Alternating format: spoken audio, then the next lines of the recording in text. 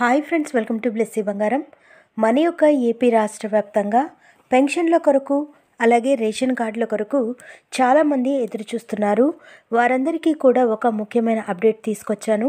దీనికి సంబంధించిన పూర్తి సమాచారం నేను మీకు తెలియజేస్తాను. మన ఛానల్ని మొదటిసారి చూస్తున్నట్లయితే ప్లీజ్ సబ్స్క్రైబ్ అవర్ ఛానల్. పక్కనే ఉన్న బెల్ ఐకాన్ని ట్యాప్ చేయండి. ఆల్ అనే ఆప్షన్ని యాక్టివేట్ చేసుకోండి. ప్లీజ్ ఫ్రెండ్స్ లైక్ చేయండి. గవర్నమెంట్ నుంచి వచ్చే ప్రతి చిన్న అప్డేట్ ఎప్పటికప్పుడు నేను మీకు తెలియజేస్తూ ఉంటాను. మన యొక్క ఏపీ రాష్ట్ర వ్యాప్తంగా పెన్షన్ల కొరకు రేషన్ కార్డులకు సంబంధించి ప్రతి సచివాలయం వారీగా గ్రామ సభలు నిర్వహించబోతున్నట్లు సమాచారం.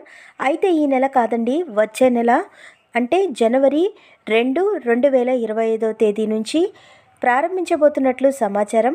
సో మీరు ఈ రెండింటికి అప్లై చేసుకోవాలి అంటే డాక్యుమెంట్స్ అయితే రెడీగా పెట్టుకోవాలి.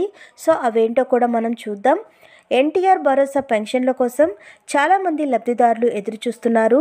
రీసెంట్గా సెర్ప్ అధికారులు తనిఖీ అయితే నిర్వహించి బోగస్ పెన్షన్లను గుర్తించడం జరిగింది.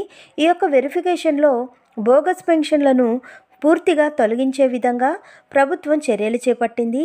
ఈ తొలగించిన 3 లక్షలకు పైగా పెన్షన్ల స్థానంలో కొత్త పెన్షన్లకు అవకాశం కల్పించబోతున్నారండి ఏపీ ప్రభుత్వం వారు.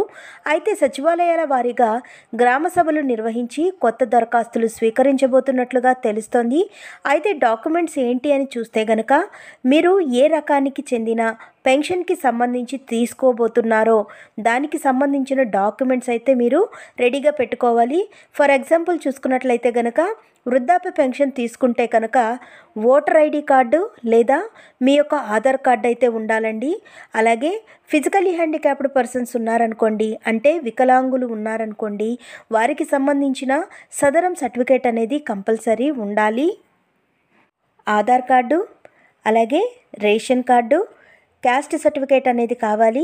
ఎందుకంటే ఇప్పుడు పెన్షన్ అనేది 50 సంవత్సరాలకి తగ్గించారు కాబట్టి ఎస్సీ, ఎస్టీ, బీసీ, మైనారిటీలకు సంబంధించిన క్యాస్ట్ సర్టిఫికేట్ అనేది ఇవ్వాల్సి ఉంటుంది. అలాగే ఇన్కమ్ సర్టిఫికేట్ అవసరమా అంటే కనుక రేషన్ కార్డు ఉంటే ఇన్కమ్ సర్టిఫికేట్ అవసరం లేదు. ఒకవేళ మీరు ఓసీ కమ్యూనిటీకి చెందినటువంటి వారైతే కనుక అప్లై చేసుకున్నట్లయితే మీకు తప్పకుండా ఇన్కమ్ సర్టిఫికేట్ అనేది పెట్టాల్సి ఉంటుంది. సో ఈ డాక్యుమెంట్స్ ఇస్తే సరిపోతుంది. మిగిలిన డాక్యుమెంట్స్ అన్నీ కూడా ఆన్లైన్లో వచ్చేస్తాయి.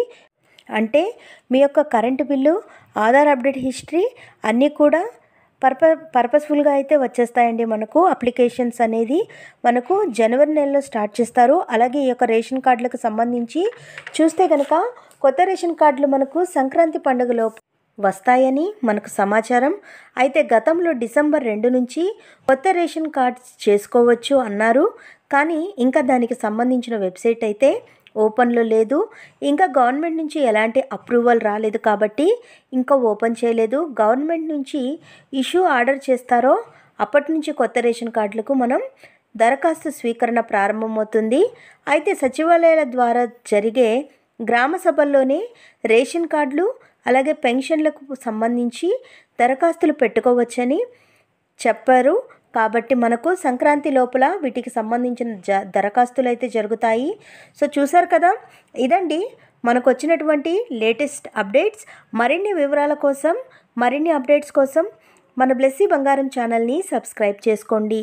Thank you for watching friends. Thank you.